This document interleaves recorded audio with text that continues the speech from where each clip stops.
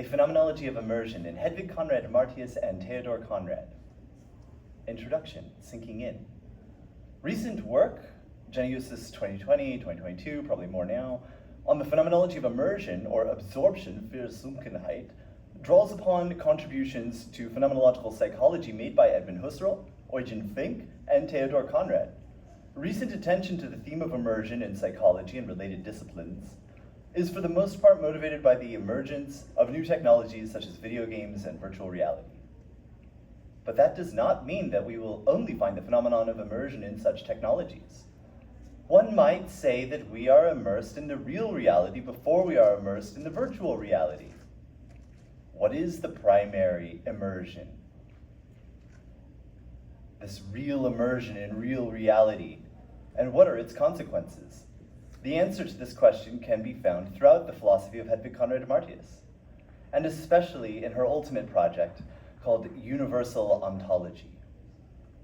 While Conrad-Martius did not thematize a phenomenology of immersion the way her husband did, her contributions to phenomenology were more voluminous and more all-embracing, since she made extensive and innovative use of the concept of immersion throughout her dynamic ontology of nature. The dynamism of immersion can be collected, clarified, and recast in the same direction as her husband's phenomenological psychology of immersion, and it can be made thematic, and it can make thematic the real ontological immersion of the really real in ultimate reality. Phenomenological psychology finds the theme of immersion or absorption in familiar phenomena such as waking consciousness and dream consciousness, and in the pervasive idea of the unconscious. In Husserliana 62, Grens Probleme der Phenomenologie, Husserl identifies in absorption a limitation of the static and genetic phenomenological methods, and in that text he also initiates a path toward a constructive or reconstructive phenomenology. Fink contributes substantial development to this new path as well. For both Husserl and Fink, this new method called reconstructive phenomenology offers a path from the regressive or reflexive methods of transcendental phenomenology to a new phenomenological metaphysics. But Conrad-Martius circumvented that path through the ontology of reality. This ontology of reality, also called real ontology, could be thought of as the dilation of the static-eidetic method into an ecstatic-instatic phenomenology. The instatic and infrastatic aspect of Conrad-Martius's dynamic ontology is immersion. And it is this that becomes both the self-returning dynamism, constitutive of selfhood, on the one hand, and on the other hand it becomes more concrete and eventually even becomes the transcendental concrete. Transcendentalis concretum, Deshalb, page 176. I'm not going to read all the little in-text citation notes, locations, but I mean, some of it's just too cool and kind of, you need to jot it down right away. Transcendental concrete of a somehow already dynamic prima materia. Okay, and then there's the quote, okay? So I'm going to skip some of those in-text citations where the cool magical formula is spelled out. We might better preserve this real ontological sense of Versenkungsdynamis and its synonyms with the choice of sunkenness. Theodor Conrad was, like Conrad-Martius, a phenomenological realist, committed to both eidetic and ontic phenomenological methods, but his phenomenology of immersion was psychological rather than ontological. At the very least, comparison of a theme so important to both philosophers should be pursued, and this could prove more valuable to both contemporary philosophy of technology as well as the ontological phenomenology of nature. The guiding intuition of this study hopes for an emergent ontological sense of immersion that can provide a valuable perspective on the concrete grounds of phenomenal nature. Theodor Conrad's 1968 book on the essence doctrine of psychic life and experience, zur Wesenslehre der psychischen Lebens und Erlebens, is an extensive meditation on the theme of absorption, but from a kind of phenomenological psychology different from that of Husserl and Fink. Theodor Conrad was a nephew of Theodor Lipps, whose academic association for psychology at the University of Munich provided many students to study under Husserl at the University of Göttingen, including both Theodor Conrad and Hedwig Conrad-Martius, who were married in 1912. While Conrad-Martius was prolific, Theodor Conrad published only very little, and his mature work did not come out until 2 years after Conrad-Martius's death, and 1 year before Conrad himself died. Conrad uses the concept of absorption in psychic life to elucidate how a spiritual grasping of the perception and imagination of the real external world constitutes an inner psychical objective reality. This sense of absorption is psychological, but it also indicates an ontological position that can be found especially well developed in the philosophy of Hedwig Conrad-Martius. The aim of this presentation is to spend some time in the contemplative meditative absorption upon the theme of absorption in the phenomenological psychology of Theodor Conrad, then to spend some time in contemplative meditative absorption upon the role of absorption in the real ontological natural philosophy of Hedwig Conrad-Martius. In order to synthesize an emergent sense of absorption that could have been found by either then glancing over the shoulder of their of each of their shoulders, right? Of their philosophical life partner, right? So you get the idea, right? Okay, absorption in Theodor Conrad. Theodor Conrad begins his 1968 book on the essence doctrine of psychic life and experience by swerving to avoid the Brentanian reduction of psychic life to representation and intentionality in the form of consciousness of something, right? Bewusstseins von etwas. 1. Reality and my experience of reality are both real and both possess objectivity, not a mere echo of objectivity. If we reduce experience to consciousness of an object, Conrad writes, quote, then the whole wealth of psychic life and experience would be lost. All that would remain would be a monotonous sequence of consciousness of A, consciousness of B, consciousness of C, etc. Psychic life would be uniform and inwardly empty, end quote. The colorful abundance of inner psychic life would be lost, Conrad continues.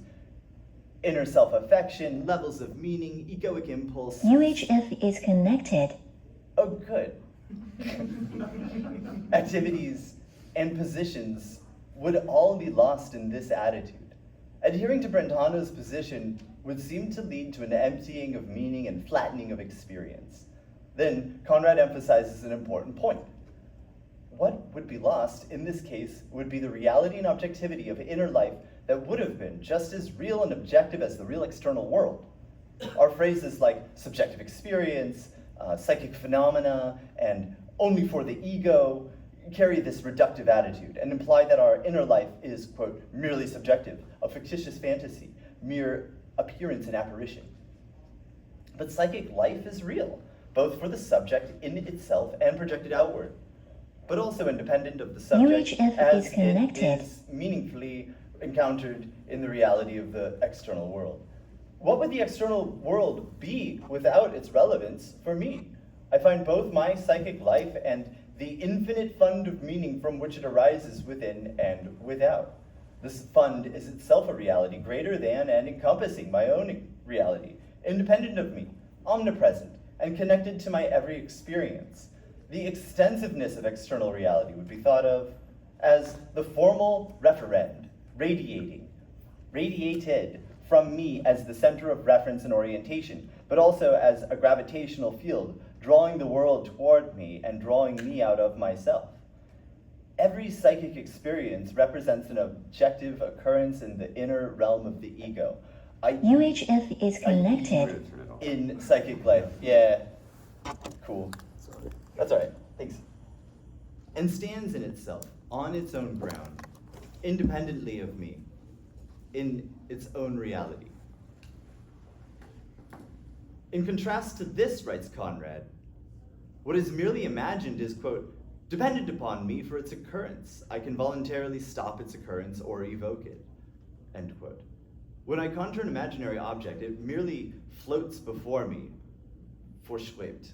In contrast, a real object is encountered as anchored and sunken into objective reality. Absorption in Hedwig Conrad-Martius.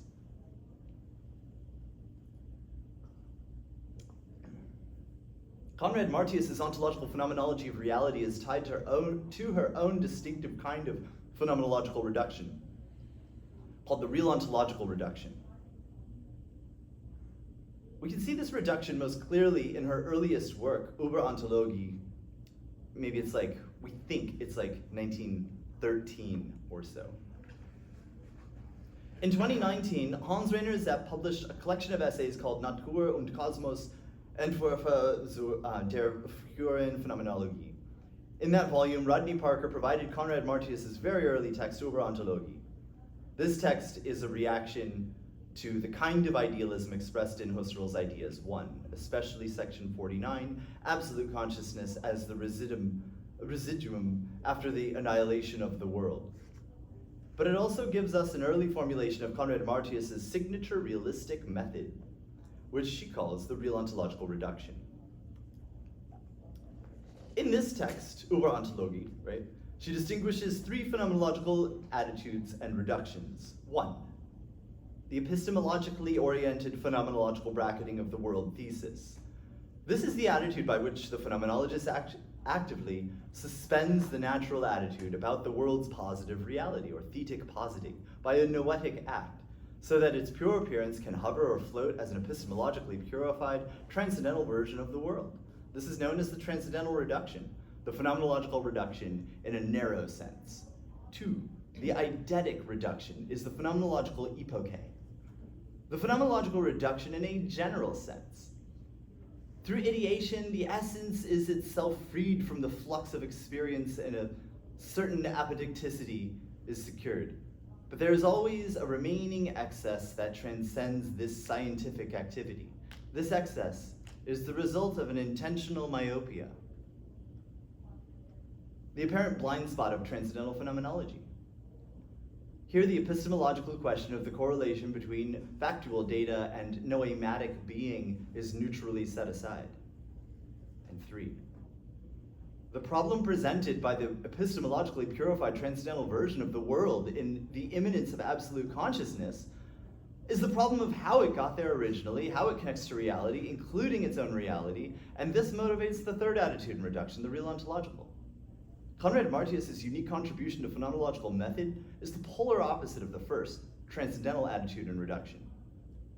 In this third reduction, the general thesis of the reality of the world is neither set aside neutrally nor negated, but fully actively posited. It's positive. In this real ontological attitude in reduction, quote, the world is assumed to be factually real whether it actually exists or not, she writes.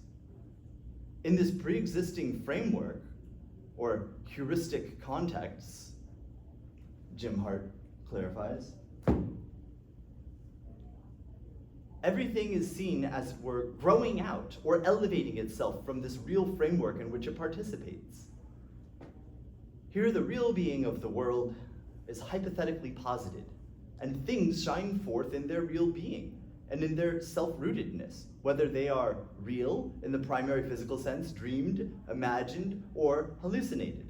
Pure ontic research, that is the ontologically essential exploration of the real world, necessitates this reduction. And this, by the way, in the Q&A, is something we might expand upon. This is the essence of phenomenology as doctrine of light and appearance and truth behind or within or because of in the way of the appearance. This is exciting stuff. So this is absolutely the most holy, highest, absolute expression of this kind of stuff. So after I wrap it up, we could expand about Conrad-Martius or just like the truth, reality, right? This methodological projection is not only a species of phenomenological reduction, but also something accessible. Conrad-Martius' student Eberhard Ave Lallemant points to Woody Allen's 1985 film, The Purple Rose of Cairo, in order to illustrate how Conrad-Martius' ontology works.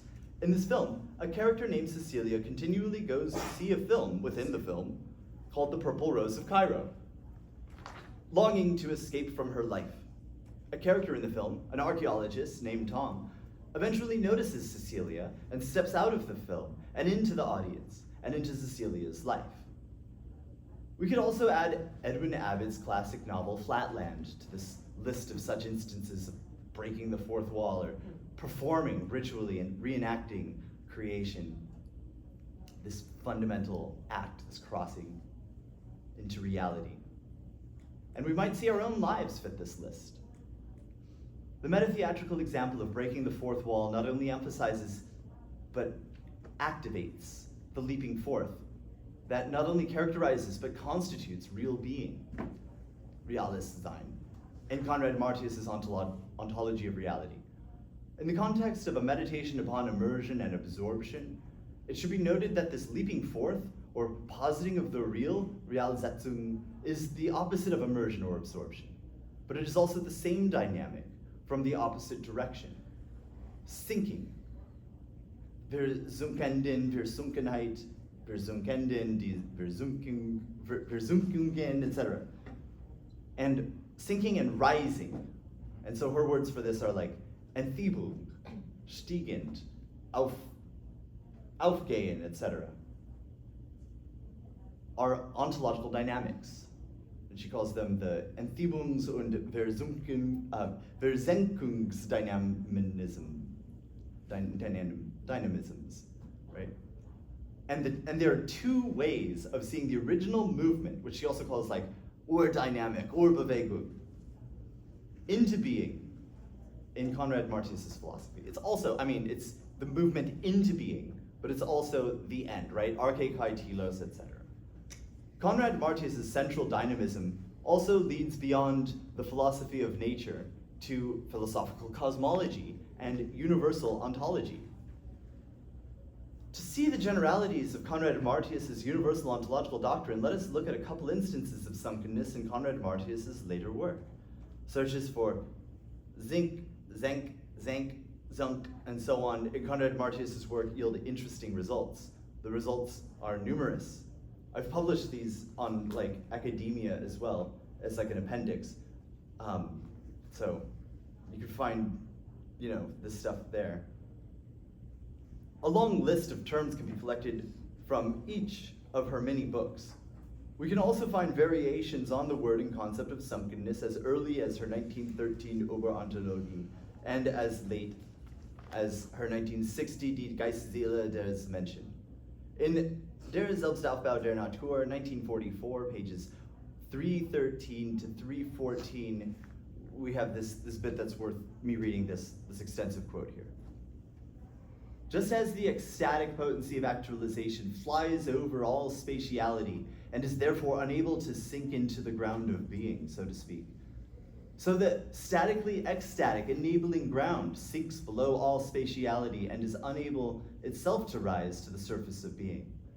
In the perfect synthesis of both within the finished material substance, the material ground of ecstasy, with its imminently infinite and inexhaustible immersion in itself, is drawn out of itself and, if I may say so, shut down in the same way as the actualizing one is immersed and limited. End quote.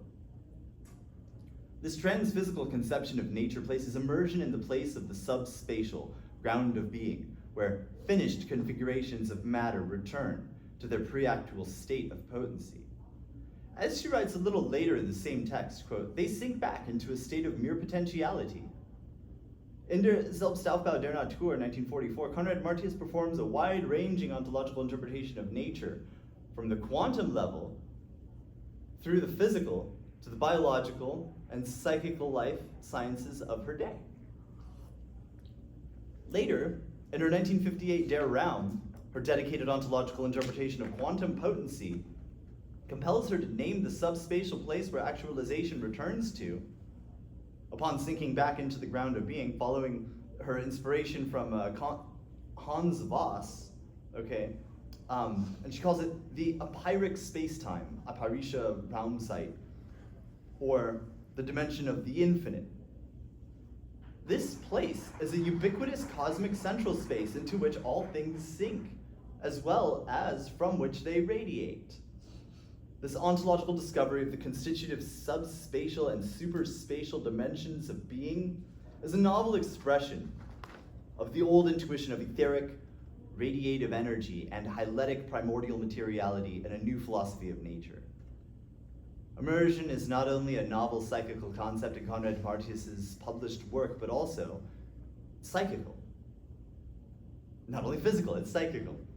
In her 1960 Das Geist Seele des Menschen, she puts it like this: the primordial psyche as psychically self-sustaining primordial material in and with its self-sufficiency is a dynamic of immersion. The prime spirit is a dynamic of exaltation, or you can translate withdrawal, right? It's Enthebung, expulsion, repulsion, casting out. This psychical conception perfectly accords with the psychical conception of immersion in Conrad-Martius's ontological phenomenology of nature and spirit.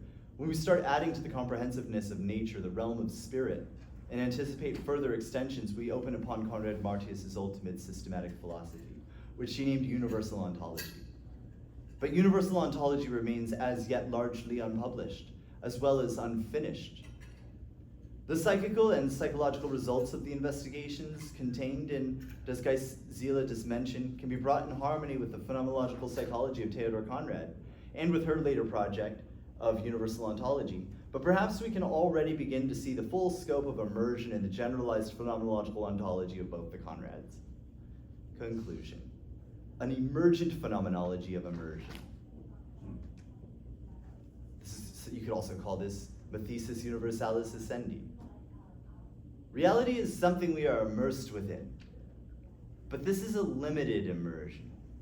Most scientific activity is performed under the spell of the natural attitude, but in the case of phenomenology, where the natural attitude is bracketed, the spell is broken.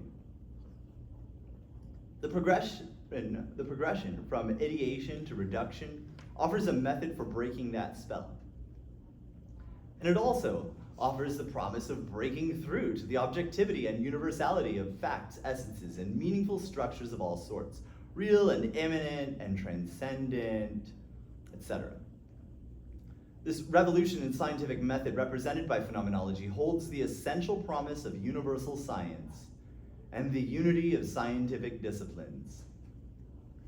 When the phenomenological reduction is applied, no matter what to, a kind of meditative absorption takes hold and something emerges, whether as transcendently purified immanent structures of meaning in a science of consciousness on the one hand, or as the metaphysics of reality from the physical to the cosmic, or even deeper levels of objectivity. Whatever our opinions about the world might be, and whatever our metaphysical beliefs, reality does truly exist, and there are not only objective structures in ordinary reality, but also in dreams, fantasies, abstract thoughts, liminal experiences, and in higher order facts about these things. All these realms call for inclusion in a sense of coordination and placement that doesn't yet exist in ordinary science. Answering this call has been the aim of phenomenology as Mathesis Universalis Essendi, universal science of being. This universal science is something we can already begin to see in the full scope of immersion in the generalized phenomenological ontology of both the Conrads. Thank you.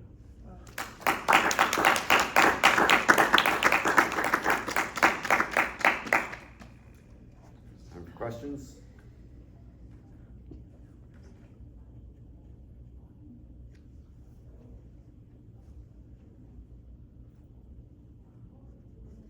Okay. I have one. Which? Yeah, you want? My question is how the 3 steps to the real ontology again. I basically forgot one of the names. There's the eidetic reduction, but there's one before that. Yeah, the transcendental reduction. I mean, she's just laying out the different kinds of phenomenology. She does it as well in, for example, this essay that Krina translated in the beginning of this new book. So this is Conrad-Martius' Metaphysical Conversations.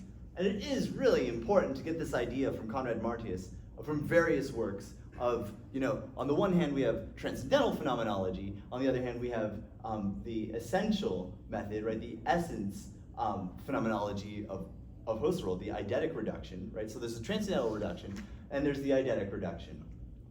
and then we can nerd out on like, phenomenology in a narrow sense and a general sense and et cetera, right?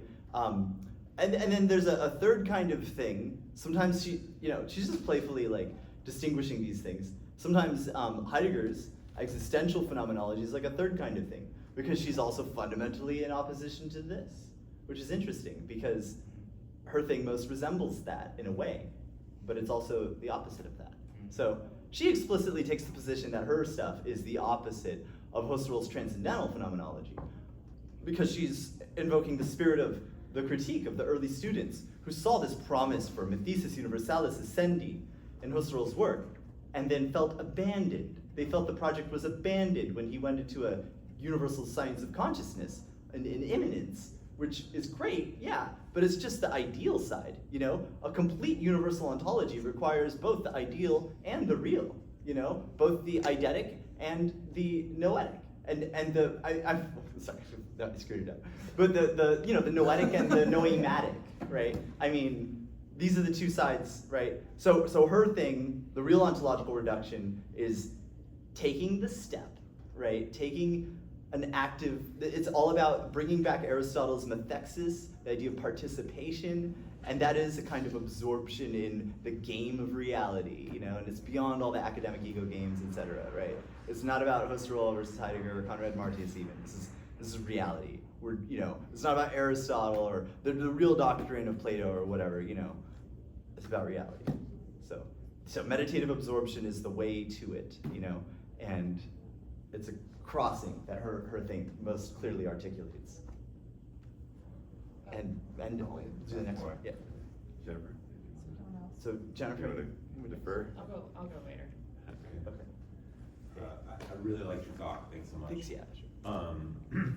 So one of the so Fink talks about in Sixth Cartesian Meditation that there's a bias in the Husserl's transcendental reduction where people attend to all this like the interior is real kind of thing, and that basically like that it sort of like slips through the crack of like I suspend the world of things, but my own affectivity, or for example, is sort of like I shouldn't suspend bias towards that or whatever. So he has sort of this. He says it way better than me, and I'm just stumbling along here. He says it basically like there's this ability for what is non-worldly, so like what's more interior or immanent, to sort of slip through the cracks in the reduction.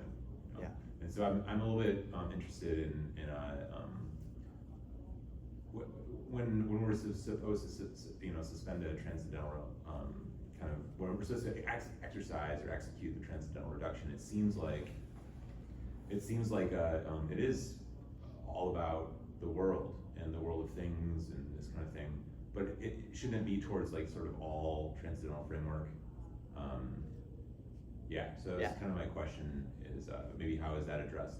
Yeah, interestingly, the Husserlian, Finkian, Landgravian, Timonietzkian, I could add as well, line of transcendental phenomenological method finds its telos in different ways, by all these thinkers in different ways, right? And it's kind of tied to the word telos, in fact, in all of these different philosophies. There's a universal teleology that's happening here, as well in cybernetics, and there's a lot going on here, right? But this idea is like the one side, right? The telic stuff, okay? And Conrad-Martius kind of bypasses that originally early on with her real ontological reduction.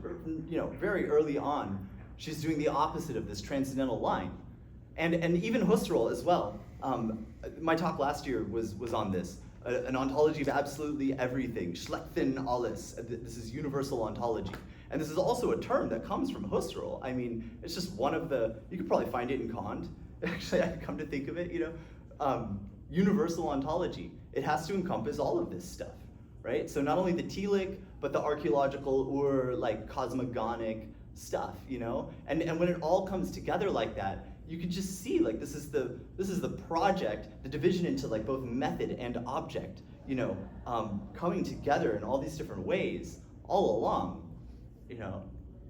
So I don't know. I mean, yeah, I'm really into Fink, and and the idea of like the phenomenology of phenomenology that he's articulating there. And I see it in perfect harmony with what Conrad-Martius is doing. But it should also, historically, we should be clear that she's distinguishing what she's doing as the opposite of Husserl. But again, like with these dynamisms, they're both the opposite of each other and they're the same thing from two different ways of going about it, right? I mean, this is the limit problem. This is it. It's right here. This is the non-dual limit issue of there are two, and they're opposite, but they are also really just the same thing. So continuity and discontinuity is one way of like framing it, But yeah, it could be cut in different ways. I don't know if that responds at all. Great response. Thank you. Except like just to rejoice in the playfulness of what like architectonic spiel, Fink was up to there. I think. Thank you for the talk. There was one, I guess, so when we're having this third thing, the real ontological reduction, and we're going to bring back the thesis of the world, we're going to posit it explicitly, and the full immersion, we have both the real, or we have noesis and the nomina. But my question, I guess I get this sense, and I was hoping you could clarify this, of by positing it, don't we risk blurring the line? Because I feel like the benefit that happens when you get in section 44, we have what's left over, and then we're able to make a distinction between the real flow. We have the hyletic and the we can use the words anyway. But then we can talk about, okay, well, here's the constituting activity, and yes, we're not saying that it's non-existent, but it has a different reality status than that. And just at least you can critique it from there, but it seems at least that it's a framework to think through it. But at least from what I'm seeing, and I haven't really read her work, that it risks maybe kind of flattening, or at least in trying to become immersed in it, we're going to confuse both the showing and the what is shown. And I'm almost like, does that kind of undo some of the whole like, doesn't that kind of undo the work that goes into splitting the two senses of just the word phenomenon apart? Yeah. Another way of approaching this is like people are like, Husserl lost people in the war. He lost his son in the war. Like you were talking about the affective, spirit of this a bit, right? Like Husserl's transcendental reduction is like Patanjali's. It's just like concentration upon a point. Meditation, bracketing is this bracket, this framing, this framework, But in doing so, there's the method of following to the penury of the point, right? The one-pointedness, ekagrata in Patanjali, etc. Right? This is the penury way, but then there's also this opposite way, the poros, the porosity, the fullness and overfullness, the overflowingness of the cup of life, and there, the meditative absorption of method as that you could see so clearly in the transcendental reduction, where it's just like the ultimate absolute meditation upon a point and enacting that and doing philosophy from this perspective, the opposite of this is to be that point and to see the world as this mirror of the surface of being, and here it is, and all there is the absolute infinite. All there is the one being, God, this is it, and this is the ultimate reality show, right? The clouds part, and you could know this show from behind the scenes by performing the reduction, but her thing is the opposite of the reduction. It's really an expansion or an embracing and an over-embracing, an absolutely ultimate over-embracing of absolutely everything possible, because you can't grasp the absolute infinite, it's beyond, right? But all there is that. It's the only thing that makes sense. Absolute infinite, oh my God, hallelujah, right? It's just the ultimate reality, that's all there is. And so the opposite of that, the infinitesimal, the one, the infinitesimal, the infinitely one, the infinitely small, the infinitely little, the penury of this has always been the method that we can point to. This has always been the method that we can expose and say, hey, look, here's an image of it. But that's just an image of the paradigm. The paradigm is the reality, the sphere. The absolute infinite as the infinite sphere. So this is just the ultimate doctrine, you know, a universal ontology of God and Godhood, you know. So there's so if you think of like the transcendental reduction as the penury of a point, you know, or a bracket, right? Or a limit, the limit crossing or whatever, you know, this is just an image of open it up, right? The surface of being upon which all of this is, anything that can happen happens in this fundamental ground of reality and being and real being, you know. But this is the ontology of ultimate reality, right? So I don't like the word, like bringing the world back, because again, this sort of has this connotation of what you're talking, what Tim's talking about with like it's like we're importing the presuppositions we just read. So I wish you guys used a different word, like expand to the manifold or something to this effect, because it almost sounds like you know, like if I want to focus on a basketball, I can focus on like a rubber stripe on the basketball, or I can go further and focus on like a dimple on the basketball, or I can sort of expand the focus to the entire basketball. Right. So, I mean, this is the point of focusing on the doctrine of pure manifolds. Well, I'm just real quick. So, like, what I'm curious about is, are you basically talking about just an expansion of the horizon of what you're examining, or are you actually like, there's a world and I'm going to bring it back? There's, you know, I believe in dogs and trees and people. Let's bring all these things back. And is there a separation there between presupposition and sort of an expanded, like, focus circle? You understand my question? Maybe, you know, I mean, it's an expansion, like an extension of phenomenological method, you know, and certainly like if you want to focus on like nodules and nymphs and like imaginary things and impossible objects and stuff, you know, all of those things are things you can actively absorb yourself into mythology and painting the world according to mythology and everything, right? This is all forms of absorption, but that's just the real world. Bringing the world back, I mean, like the world is going to come back, you know, thanks to the autonomic functions of your body, right? You know, the world, like, I don't know, I like meditating upon this theme or raising to question, you know, bringing the world back, because what we're talking about is like this ultimate framework, you know, in the world. Like, where's the world in that? So the question of like bracketing the world, you know, is kind of totally at issue, you know, and Husserl brings it up right clearly in like that, you know, section of ideas, for instance. And this is where all the drama between him and his students has its place, you know. This is the ultimate like War of the Titans situation. You know, these aren't just philosophers or scientists or people or individuals with egoic names, identities, or whatever. You know, this is the playing field. The stakes are high. You know, they saw in Husserl the promise of a universal science. Like, let's bring it to Earth. You know, finally. And things have gotten worse since then, like intellectually. You know, so I mean, the time is right for the, you know. So anyway, I mean, one could go on, right? Yeah, thanks for this most inspiring version of phenomenology.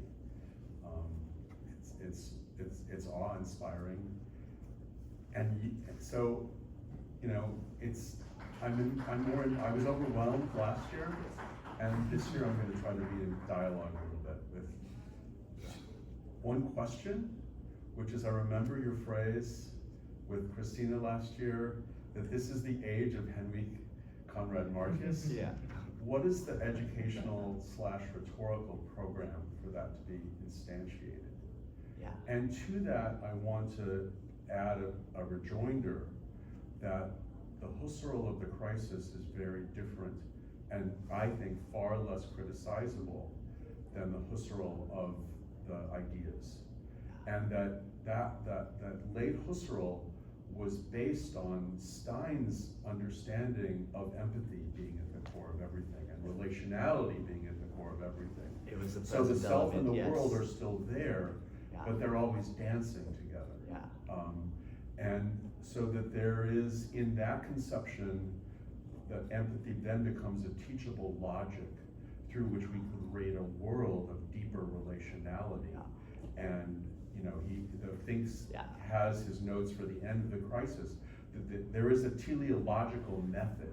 Yeah. What is, and that method, the teleology, the goal, the hope, the purpose is the universale Verantwortlichkeit, das Menschen for humanity, and it doesn't Yeah. mention the Like, we world, want but also for the universal humanity. We want universal culture, universal science, and universal humanity, you know? And it's not gonna happen through any kind of activation or activism. Like, I mean, her activity, her focus on making it happen, performing the act, you know? It's actually, these are all heuristic devices. They're just ways for you to understand, you know, what she's talking about. And really all it is the opposite of activity and activation. And it's absolute surrender. And every nation can raise the white flag, you know, of the pure white light or whatever, right? Like, that's the idea. Universal humanity. Universal, so universal ontology comes with all this, you know? And it can't really express itself freely until it has the framework of a universal humanity to receive it. Universal culture, universal consciousness, you know.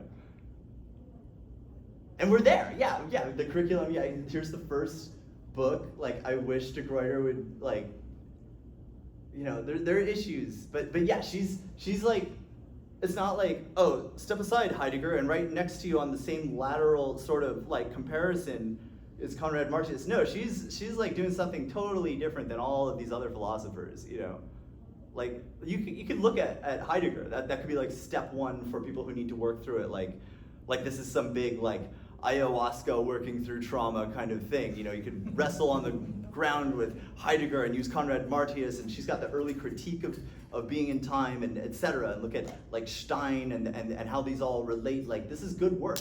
Like George Heffernan's essay in Tony Calcagno's recent book. Like, there's a lot of literature about that. This is all working through the trauma, you know, wrestling with Heidegger or whatever. But it's just for show. It's just for philosophy. Like, she's channeling the spirit of God is what she's doing, you know. And this God thing, you know, it's just the self, like, but really big, right? So reality, ultimate reality. A quick follow-up question: what are the roles of time in history? Oh, we'll have to, yeah. Okay. We'll get to, I mean, yeah. No, yeah, but Jennifer, it looked like you were raising your hand. I'll ask that question. Okay, but Yeah. let me give the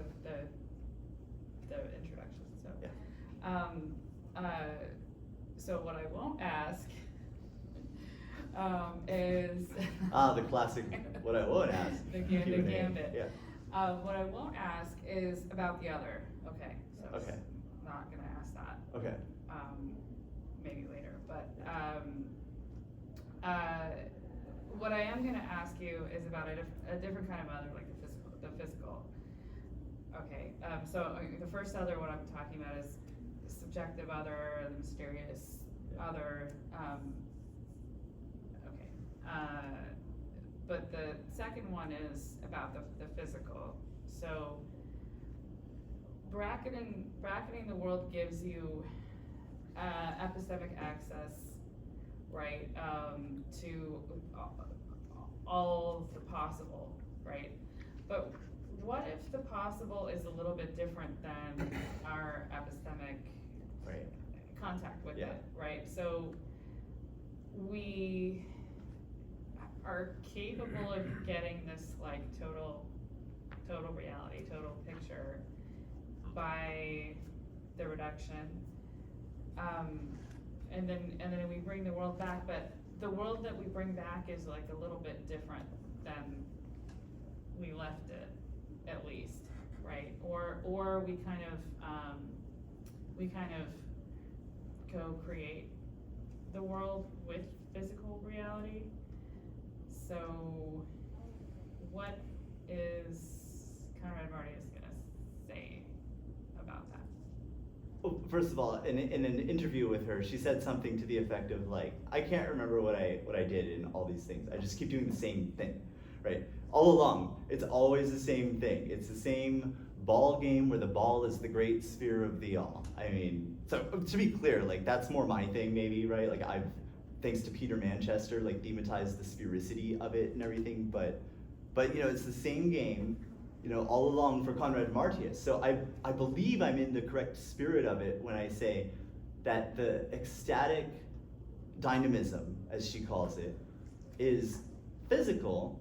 I mean, like in Der Selbstaufbau der Natur, she goes into the physiology from quantum theory to like biology, and so she does cover like, this physiognomic stuff. And de Gruyter's slowly gonna give us, this stuff eventually. But anyway, and and there's drama there, so that's why it's slow. But what she would say, I think, is that surprise, for instance, right? Surprise, novelty, spontaneity. Like in the hermeneutics of Ricoeur, like these are necessarily like an openness, a constitutive, fundamental, absolute. That is the infinite. That is the freedom of absolute liberation. It's this openness. It is the ecstatic beyond being, right? It's the epeikinetesousias, the beyond of being. It's shunyata. So I mean, yeah, when it manifests physically, it's ecstasy, it's bliss, and it's something new, right? I mean, to call it ecstasy, to call it bliss, might just be a flattening of that. So yeah, you could just not call it that and just be immersed. Jump. It's just about like jumping into the ocean of overwhelming overflowingness, right? So I mean, the physiognomic, absolutely, like it's just being with another person, right? I mean, so spontaneity. But it's sort of specific, right? Yeah, It's sort of concrete. absolutely. Yeah, human specific, and so on. Monday. Is there another? Yeah, Miriam. What? So, yeah, thanks for your talk. I mean, I'm still like processing last year's talk, so I I have finished it my right here. coffee already. I'm like, it's a lot. But I love it. And I had a few questions. Let me see. I mean, I guess like one thing is why you had two questions, like where a flag went up in my head or like, you said like you equated the real with a paradigm or a framework, which implies a thinker with conceptualization, and that seems to be not right. His I name don't is think those are the right Plato. words. Yeah. And because that actually is like very contingent. So why? Okay, so like that, I think that actually that would just be my suggestion to you, even though, yeah, I don't think I really have much to suggest to you. But that one just seems a little bit off, that phrasing. The other one is like why The image paradigm. like to say that like that what's becoming the most real, what we're accessing is a paradigm or a framework. That seems to be, I don't know. There's something about that I think limits what you're saying. Yeah. Well, I mean, this is called Plato and like the history of like, what did he really say versus, right, the agrapha dogmata, like his teachings I don't know say what that one means. thing, and the unwritten teaching. Okay. There's a whole school of reconstruction of what happened inside the academy based on like what, first of all, Aristotle, and then like the immediate inheritors like Speusippus, etc., like said that he said, But I mean, again, like, yeah, these are contingent expressions of the fundamental doctrine. Okay, so maybe that's why it makes sense. Like that's where I paused when I started saying contingent, because Yeah. I see. I mean, it's okay. Timaeus, like that's Okay. the locus classicus of the image paradigm thing, So that is clarifying for me then. The other thing is, why, when you say universal ontology, why not absolute? Because, Yeah. so I don't Yeah. want to be averse to universal just because, like, I do think there's an interesting moment in other areas of philosophy where, like, there's like, Sri Cotter has a book called Decolonizing Universalism. It doesn't have to be this thing that, like, Oh, social interesting. political thinkers can't engage with. Like, Yeah, say yeah, that there are, yeah. like, essences Right. that are universal. Yeah, and a whole of like Buddhist, and Kyoto school thought is like, absolute, we could be very carefully, one can engage in this without like feeling like it's, colonizing everything. Oh, no, yeah, and I for don't sure. think that, but so Yeah. where do you think, like, what do you think that word universal is doing versus absolute Yeah, when you I say mean, so it? first of all, that's her word, right? And Okay. and she's building on the tradition that like Husserl and Kant and everyone, So there's universality, maybe it goes and like common or general, like in Heraclitus, etc. So it's just yeah, you can say absolute, right? What do you want to say? Like, considering you don't want to stand on the shoulders of like the egoic intellectual tradition Yeah, necessarily, yeah. you don't want to be confined. I to really that, like so- this interview with Conrad-Martius where she's like, she's like this brilliant sage and stuff, right? Like the highest philosopher, doing the highest doctrine or whatever, the doctrine of no doctrine, right? The doctrine of all doctrine, and it's absolute. It's universal, it's absolute. And she's like so approachable. She's like, I don't remember what I wrote, I mean, it's the same thing all along, and maybe like for one book contract, she'll, focus on physics more, and she'll start with Aristotle and Plotinus, and, but, and another one, it's biology, and she'll get to draw on her wealth of experience in the orchard, or etc. And it's like, it's Goethean phenomenology, in that case, and, but all along, right, this word universal ontology is like her way of expressing this, and also like historically, like, I mean, you have fundamental ontology, right? So, I mean, that's like a Heidegger thing, I mean, I don't think she's getting mixed up in the like, typical sense of like the ego games of the academic, like, this brand, that brand, but it's just trying to express the truth, and how do we express it? What's the vehicle for the expression of this ultimate truth, ultimate doctrine, right? And so so we come up with these words, and these traditions, and maybe they're Greek, maybe they're German, maybe they're this thinker or that thinker, or they're indigenous and they're ancient and perennial, so you don't need any of it, like you could just like figure it out and then decide you want to go into philosophy, and then find it all there and draw on these resources, but there's resources there, and the platform. So I mean, this is the place where the universal ontology is to be revealed, and so to do the healing work for this species that we're incarnating in this time, right? Sorry. This is the ultimate incarnation. This is it, because after this we can leap. That's the whole point. That's the whole point. If you don't feel that way, then it's not the ultimate doctrine, and there's still like more ayahuasca work you have to do or whatever, Why have there right? be one the ultimate doctrine? Like, why limit something that's so profound? It sounds like that because it's dealing with the limit, right? The limit and the unlimited. That is what it's about, right? Paros and apeiron, etc. I mean, it is the limit. Like, we tarry with the limit because this is it. Like, a noetic act. That's what it is. We can do this thing where we can say the I. The I, right? And this is the ultimate like noetic act. And because the I appears in a clearing, right? There's a no I all around it, and this is the space of thought within which things can exist. And it mimics, it mirrors, it is the image of the paradigm. The paradigm is reality. We're ultimately totally absorbed in, reality, creation, or whatever, right? And so it has to happen in a clearing, and it can't happen in the high inflationary period or the densely packed region. It has to happen in this dimensional continuum. The manifold, the pure manifold has to open, and then the species exists within this, right? And et cetera. It gets more and more specific, and finally, here we are. So this whole story of creation from point, or whatever, from the absolute infinite, this whole like cosmogonic image that can be exploded in a thought, in one thought, in pure thought, in its purity. The context is porosity and penury, right? The parents of Eros, the spirit of philosophy is this.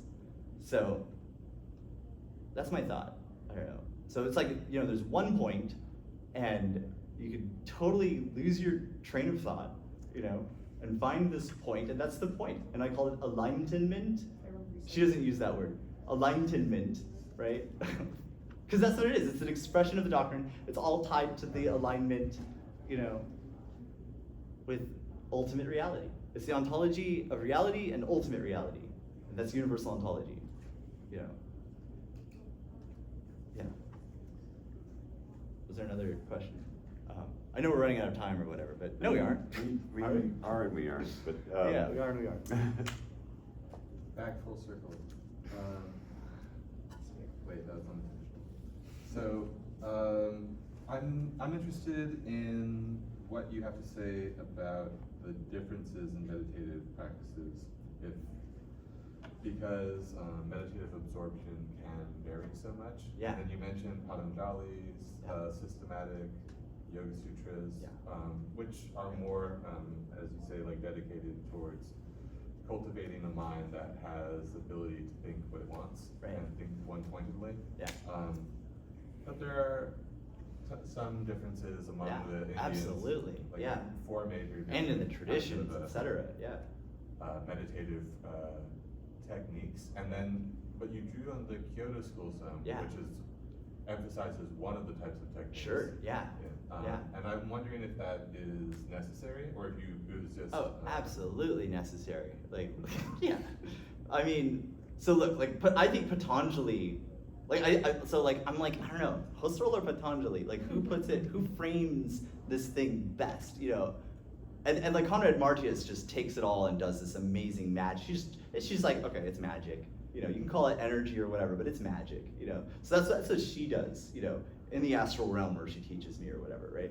But Patanjali, you know, there's 8 limbs of yoga, and the last one's dharana, dhyana, and samadhi, right? So concentration, meditation, and samadhi. And each one's a further increasing, and then samadhi. And then there's all these levels of samadhi, right? Samprajnata, savikara samprajnata samadhi, nirvikara samprajnata samadhi, etc. And finally, the awesome one, the ultimate samadhi is the true samadhi. Asamprajnata samadhi. It's the awesome samadhi, right? It's just a little mnemonic device, right? You know, but the ultimate mnemonic thing is the conic section of the sphere. You know, conic sections of the ancient spherics.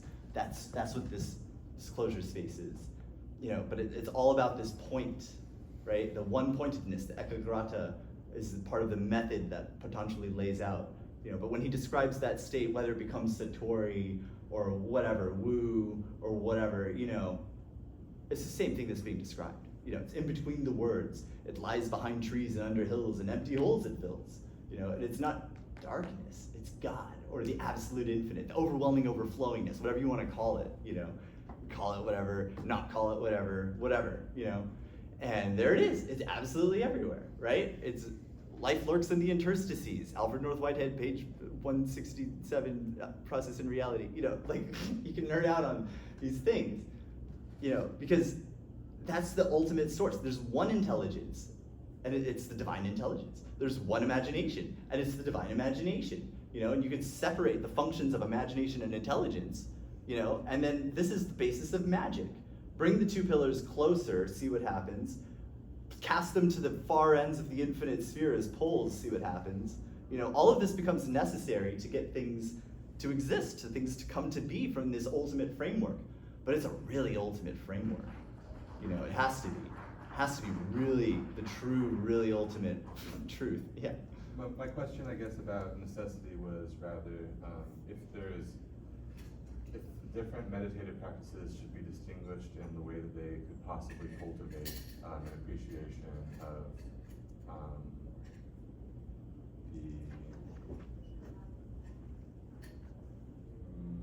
the thesis universalis Yeah. essendi. Yeah. Yeah, So, I mean, they because- were into this, like Nishida, right? Like, Dilworth translated this like source book, right? And in there's where Nishida goes into Nicholas of Cusa and has these diagrams of the infinite sphere, you know, populated with the enantia, the opposites. So there's your Pythagorean table of opposites, or however you want to express this doctrine, whether it's about the one and the two, the aoristos dias, duos, however you want to pronounce it, right? Or the 10, the categories of 10, the modes of being. There's really just ultimately this one, but it's not one, you see, it's like beyond being. So it's shunyata, and then the things that come about are pratitya samutpada, mutually co-arising interdependent forms that necessitate each other in a manifold of space-time. You know, and that's the framework within which that opening, you know, allows things to be in an ordered fashion. Real quick question, is there another speaker today? There is not. Oh, Unfortunately, fantastic. Daniel got a No, no, really no. cool job in Austria, so. Right on. Yeah. After our conversation today. One thing I'm experiencing as you're speaking is you're sort of like all over the place in a cool way, in sort of like a mystical way, like I'm overwhelmed with wonder thing, Right. which is great. Yeah. But I'm Immersed. Excuse me. Immersed. Immersed. Yeah. But and sort of like a little bit what I hear is sort of like everybody's kind of searching for the same thing. We can't name it a little bit. Yeah. It seems to me though that there are certain ways that are better and worse about speaking about it. Yeah. So why do you have an attachment in that way? Like you're like, hey, actually this word is better than that word, and I'm gonna sort of defer in this direction. Yeah, I mean, like, people who've had the non-dual experience or whatever, like some people call it the non-dual experience or whatever, but after that you have like an authenticity meter, for philosophy and metaphysics, and suddenly you're just like, oh wow, I can tell when everyone says, all is one, that a lot of that's lip service, and especially when it stops there and it can't be done anything with, who cares? Well, all is one. Or if you say I am God, right? Then it's like, okay, your name is God. We'll write that down, and we'll treat you like another person. Your name is God. That's cool. It's 2024, But the truth, yeah, I have attachments to ways of going into it, and I find certain methods are so I go into this stuff in my work elsewhere, like I had this cool conference, Thinking the Float Tank, last year, and so we looked at all the psychedelic, possibilities for thinking as a human in this day and age, right? So yeah, I mean, there is special magical formulae, for recipes that'll give you the enlightenment experience or whatever, They call it full energy release as well. And just total bliss, freedom, ecstasy and stuff. So anyway, once you experience that, it's not just your intellect, but your heart. It's all that's where they say God sits or whatever in your vehicle, right? That's all there is that's what there is, So you don't have to call it God or whatever, but people who've had this full energy release go from being atheist or whatever, I don't know, agnostic, who cares? I'm sorry to interrupt. Yeah. This has nothing to do with my question. In a fun way though. I really enjoy your presentation. But Okay, yeah, help me. Yeah, so I am asking, again, I have this manifold of vocabulary. It's whoosh, I'm washed, listening to you talk is a manifold. Yeah, And so I'm but I'm interested, certain words seem to be better than worse. Yeah. So do you have a particular sort of cross-section of vocabulary that you stick to so that you're... I see what you're saying now. Yeah. Or do you have are you intentionally scattered because you feel it's more of a... When I say scattered, I don't mean in your... That's generally awesome, that works, Fink talks about play and it's all in wonder, Yeah. But yeah, as far as an attachment, yes, absolutely, the infinite sphere. Yeah. That. The infinite. So when you have to talk about, and you said it earlier, you did it so well. It was something like, the manifold opens up in this particular way, and in this particular way we have access to the universal. You created this bubble of perception, and then and manifolds. This is dimensional continua. It's so exactly I'm asking, enlightenment. Inside of that, what is, maybe if you could help me, what is a rigorous or a particular simple way of describing that doesn't disappear into sort of word salad wonder? No offense. Yeah. Do you understand my question? Yeah. Okay. Which is, so I think I understand, because what I'm saying is the infinite sphere, first A, right? So jot that down, right? The infinite sphere, and then B is so that's the ultimate framing, right? Because it all comes down to framework, right? So this relation between the center and the periphery of the sphere, that's the ultimate, right? But then you still got all this world to organize and stuff, and so dimensions. The first extension of the first distinction. This is also called the infinitesimal center, as well as the periphery. These are called the most primordial or first distinction. If there could be a distinction in the overwhelming overflowingness of the absolute infinite, it would be the one, right? And so anyway, if that could be, if the actus purus, of Thomas's metaphysics could be, if the Purusha Kaivalyam of Samkhya Yoga metaphysics could be, then all of this world, the tree of Samkhya or whatever, comes out of it in a very specific and absolutely rigorous way, right? Through the axis mundi, through the Sushumna, etc., right? And just aligning with this will put you on the path to the point, and you get lost in whatever the hell, I don't know what we're talking about, but we always return to the point, right? And there's only one point, and guess where it is? It's not out there in the in the mantra or the ecstatic music that's so wonderful, or in the mandala or the yantra that you're meditating on, it's here. You know, it's it. You're it. You're the center. You're the infinite sphere. But this is your pure noetic form. This is like some silly idea of the I that you came up with as a heuristic, as a thought experiment to organize the mental image of reality, right? The territory is reality, and we have this power of mind, the noetic act, and we call it meditation. And indeed, she outlines her meditative practices and stuff. So I went into that as well, like earlier this summer. There's some cool references there.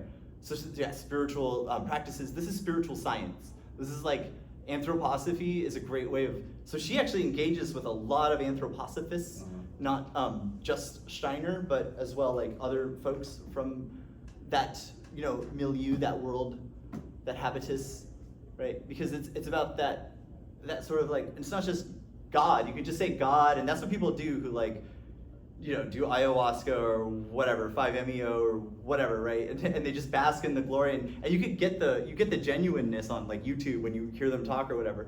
But it's also framing it, God and Godhood, right? The habitus has to be defined rigorously for science, for universal culture and humanity, right? And so that's what like think, for instance, with that, and what Husserl detects in the manifold, which becomes the set, and set theoretic and all this mathematics and. So all of this, all along, is all about framing that the one thing, the one doctrine, it's the nature of the one, and how it's really coming from the beyond of being, how it's this hypothesis and hypostasis. So all of this is standing as static form, as a marked state in the midst of the unmarked state, held open between instacy and ecstasy, infinite instacy and infinite ecstasy, and we're the holding pattern, right? I mean, this is just Aristotelian and what's that word? Aristotelian and what is the word? Help me out here. No, yeah, there's that one. Sorry, I'm hypnotizing people with the words. The Aristotle ultimate doctrine, entelechy, right? So entelechy or holography, it's all like, it's borrowing a reality from the self. So think like the center, right, which I'm going to self-refer, right? It's here. And it borrows from that.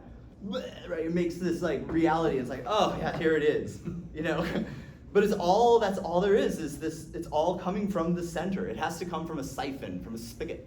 So I'm the spigot, right? And this is the opening. And yeah, you can get super rigorous with math. Math is that pure noetic science, right? And Husserl goes into this. Claire and I talked about this a lot.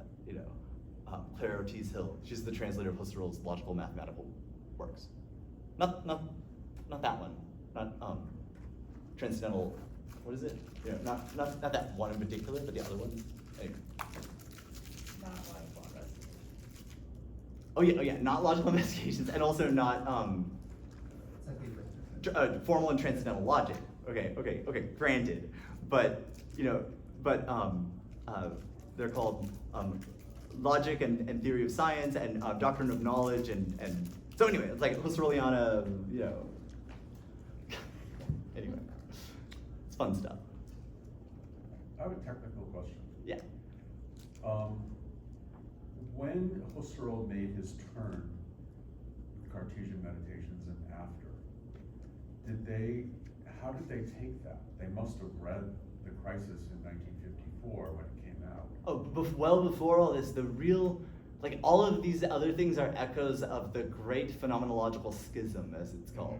Like George Heffernan, I think, is the one who coined like the term. He's getting it. No, he didn't coin it. He's getting it from Spiegelberg. Spiegelberg is the one who like really thematizes this schism. But Husserl himself goes back. He sides with Stein. I mean, the like early Stein. yeah, Not the like late there's Stein, but a the early deeper Stein. level that is like not the historical, right? The reality, the transcendental or whatever. Yeah, there's Stein. Yeah, I mean, there's different playing fields. Did they right? record observations about the Cartesian meditations and the crisis? Do you know? Oh, yeah. I mean, this is the game, right? We have to once like humanity wakes up and realizes that philosophy is where it's at. All the funding and everything that we give science. What do we do? We're shooting ourselves in the foot. So philosophy will return to its glory. And then we can finally talk to Dietrich Gottstein and go to the archives and and look through all this stuff and go through all the other archives and look through that stuff, and yeah, we can work with all these like historical facts and like there's a lot of work there. It seems like that's the rigorous stuff, is like there's just so much, right? So rigorously engage in all that. No, but it's easy. There's also easy street, right? It's pure radiating, right? This truth of reality, and that is what we want. We want to assume the throne, because the center is everywhere, the periphery is nowhere, right? Of the infinite sphere. It's called assumption. You assume the throne, and everything has this throneness about it, and you exist. Everything you see, all appearance, is the first ray of creation from that center to the periphery, right? And so you can actually like hallucinate it. You can project it, and as hypothesis, or try it on, right? Assume the throne, make the assumption. The ultimate assumption is cast, and all of the concentric circles around it, right, are these rays.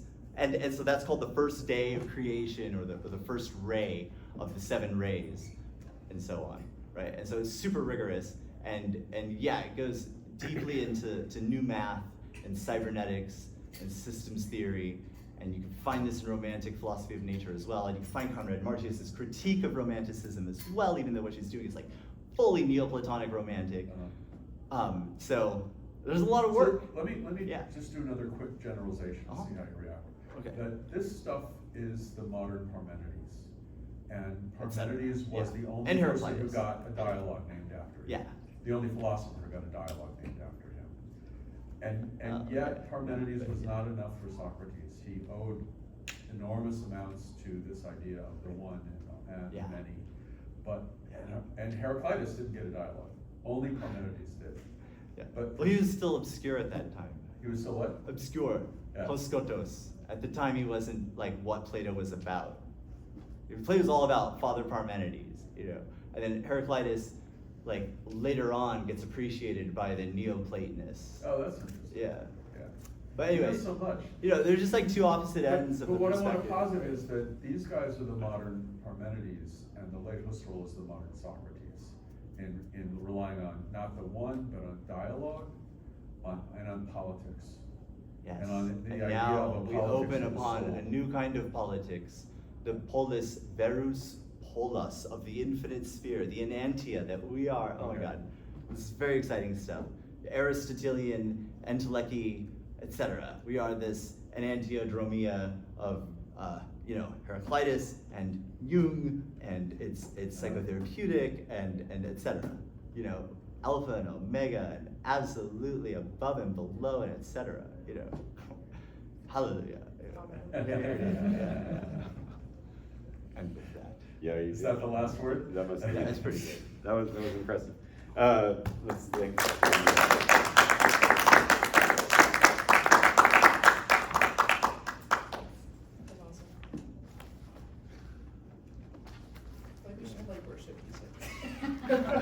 No, it should be celebration. Yeah. Ecstatic Ayahuasca. dance. We can play The Song Remains the Same, both the in studio and the live version, because the modulations to a new key in The Song Remains the Same, this is the highest mysteries. The modulation to a new key in Temeniecka and in Led Zeppelin, this is the mysteries. Ecstatic dance. That should have an ecstatic dance part. They tried to do that the other couple years ago. Maybe we should do it. Maybe we should. You've seen philosophers like somebody. And Dave, like, we need to go to Austin and talk to people in Austin. Austin. Like somebody, is there? Yeah, thanks. That was cool. Maybe. Philosophy should be about this, philosophy should be as it should be, right? Doctrine of truth and reality, on and on. Culture, intellectual culture, or whatever, should all be aligned with philosophy. Absolutely. But I think if she would have been, Theology, can you imagine? They would love philosophy. They should check it out. That's a crazy thing. yeah. Nice to meet you. And, Yeah. thanks. Dancing. They would have. Sure. People just step to the side. Oh, no, for and sure, watch. absolutely. Yeah, it's, I was No, that actually sounds talking awesome. to someone about the other. No, I just, I don't Yeah, I want definitely, to yeah, make it's a special yeah, place. it's- But he was the one who was responsible for compensation, and it's like, Because, John Paul II was. because I know. Right? Yeah, but That's just the whole not so point. close. Okay. Hello. Like that. Okay. now the dissociation.